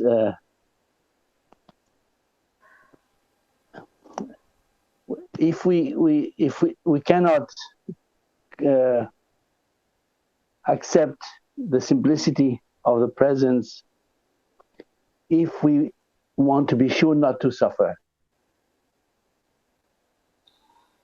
because the checker guy is the one who always wants to be there, and he's the suffering, and and he will compensate everything with spiritual ego, with any kind of things, just to remain in place, to keep his his job. So so I just wanted to say that. I mean, it's just because I see how invisible the compensations systems are still remain. They are always coming by the back door, front door, under, by the ceiling, from everywhere. So just to see, okay, we are not aware that we are not aware that we are our own suffering, and as long as this own suffering doesn't want to know itself. Yeah. But it cannot know itself as a checker guy, because it is the suffering itself. So it's on another. It's but today, I mean, I just wanted to mention it because just as to participate in the destruction of the of the castle, you know, of the we say in France. A chateau de cartes is with play cards. You make a castle. You build. House of cards, chateau. Yeah. So if you blow it, it can be blown in one go. It's actually nothing. But it's so believed in, my God, and restored every moment. So thank you so much. Thank you. Actually, just relaxing and forget about it is actually at that point very much. Yeah, I really feel that. Just yeah. Thank you so much. Bless you. Bless you. Very good. Okay, let's go from Etienne to Divan.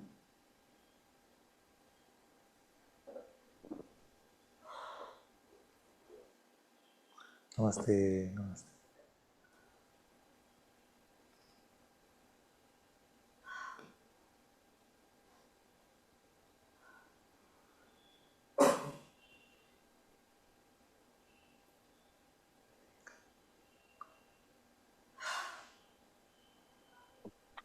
Master, can you hear me? Namaste. Yes, my dear. Yes, I can. I feel like I'm like the most fortunate person. I don't know if person is the right word to use, but um, thank, thank you so much for showing me like a place where it's untouched, you know, by this realm. It's like I just feel like every time I'm like growing in the spirit. Every day I just feel like I'm growing in the spirit, and I actually feel like so much grace, and I begin to see that somehow all the experiences I've been having since when I was born, somehow it's like it's contributing in a subtle level that you can never really understand with your mind. But so the power of God is so great, you know. Yes. It's Very so, good. and I'm blessed and enough that I'm thankful that like that you're here, because I feel like in your words, it's not just the words, but there's something that it allows me to see that I cannot really see it with, it's not with his eyes, you know. Yeah. Very good. Very good. Or just, yeah, I really feel like the most fortunate person actually to be alive. Thank you. And I also feel the power sometimes as well, like manifesting, even in like family members as well. I see the power manifesting, you know. And I'm very grateful to you, because if you're not there, maybe you would have been like the spiritual ego would have been dead. Like, because something always wants to claim it, you know, like to say like, Yes. this Exactly. big trap. I'm grateful that you, because not everyone is fortunate enough to have someone who would just like chop that trap, you know. Yes. Thank you. Very good. Very good. Very good. Bless you. Bless you. Bless you so much from my heart. Bless you always. Very good. Very good. Very good, my dear. Very good. So happy. Very good, my child. Bless you.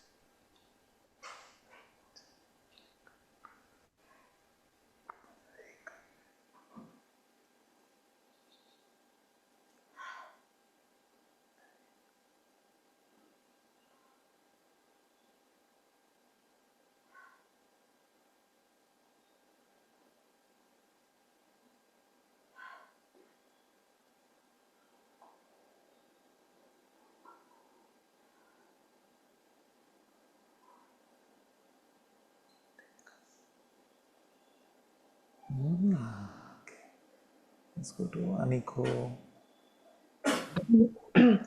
Thank you, Anantaji. Thank you, my dear. Can you hear me? Yes, yes. Yes, yes. I don't know. I really wanted to say something, to have a question, but now it seems so fake because you already answered, and I don't know. I just wanted to have this connection to you like this, and I don't know. I just don't know what to ask. I don't know what to say, but I really don't know. Don't worry. I Don't worry. Don't worry. It's all good. You don't have to have something to ask. yeah. You say you just wanted to connect in some way, and this is good enough as well. Don't worry.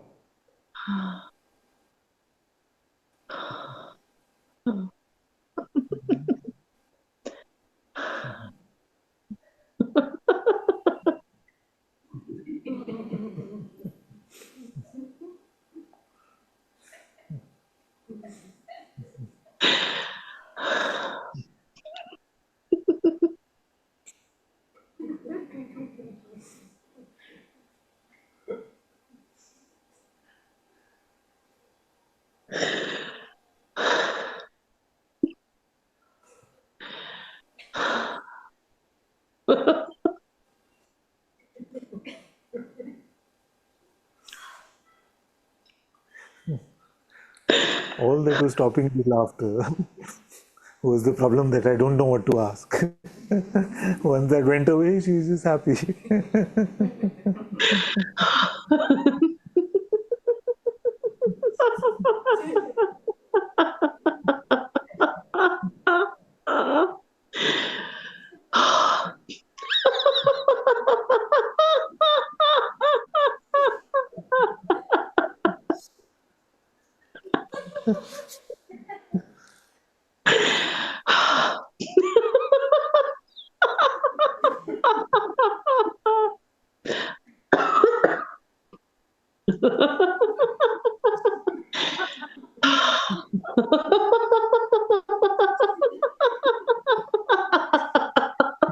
Control yourself, control your laughter is coming more.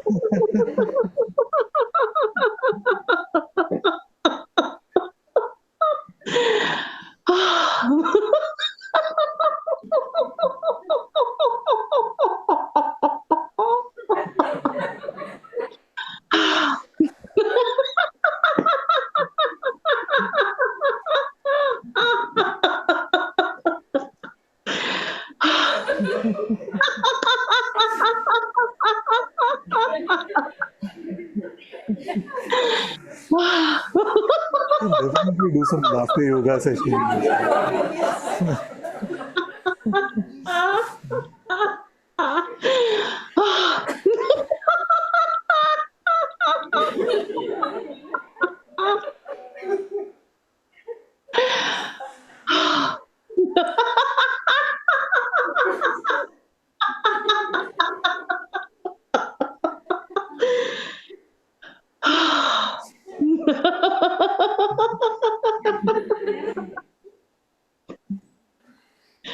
Thank you.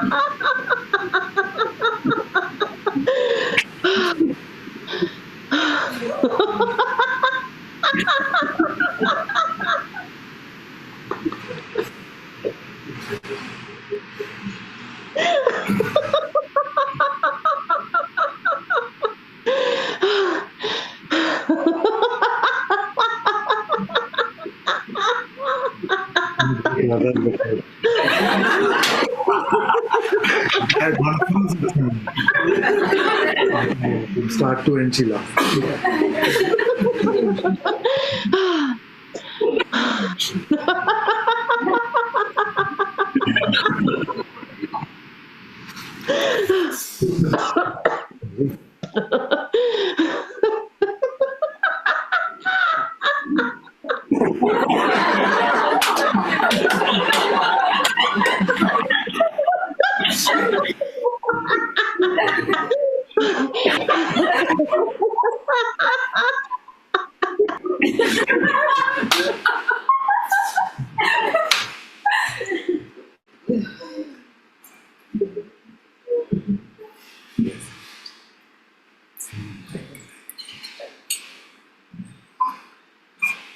Let's go to Karunamai. Hello, Father. Hello. It was very nice to see the Bangalore Sangha in the screen. Thank you so much. Nice. And thank you for everything, and thank you, Sangha. And I love you all very much. It was Kalin's birthday yesterday. Yes, happy birthday. Thank you. Thank you. He looks all partied out.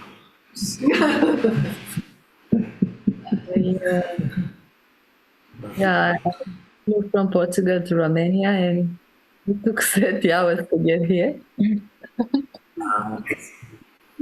So we did have a bit of a long night, just having a bit of fun. Yeah. All my love. And listens to all three of you. What's my love? And thank you for this.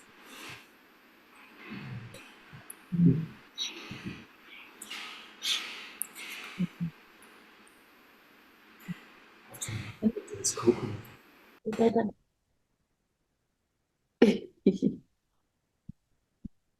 I don't know if it's so.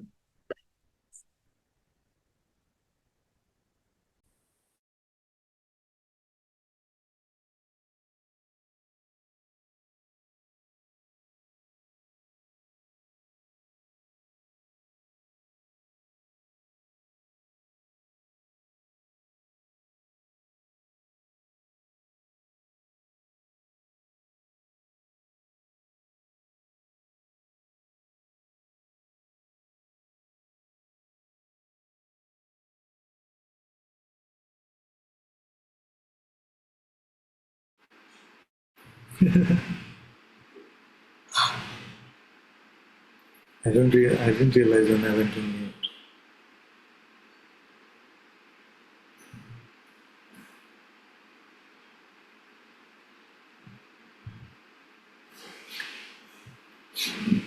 God is trying to tell me something probably.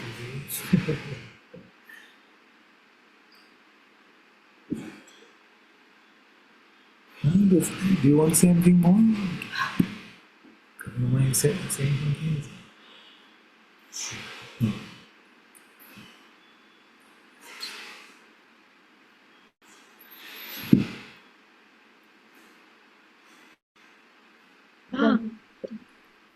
No, I don't know. Anna, you want to say something to Ananta? No. I Just wanted to thank you maybe for this beautiful silence and um,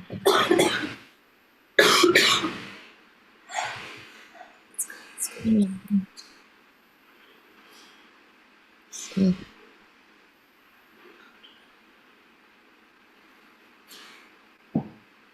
Thank you all so much for being in Satsang today. Sadhguru Srinivji Baba ki jai. Sadhguru Shri Ananta-Part ki jai. Guru Kripa Kevalam.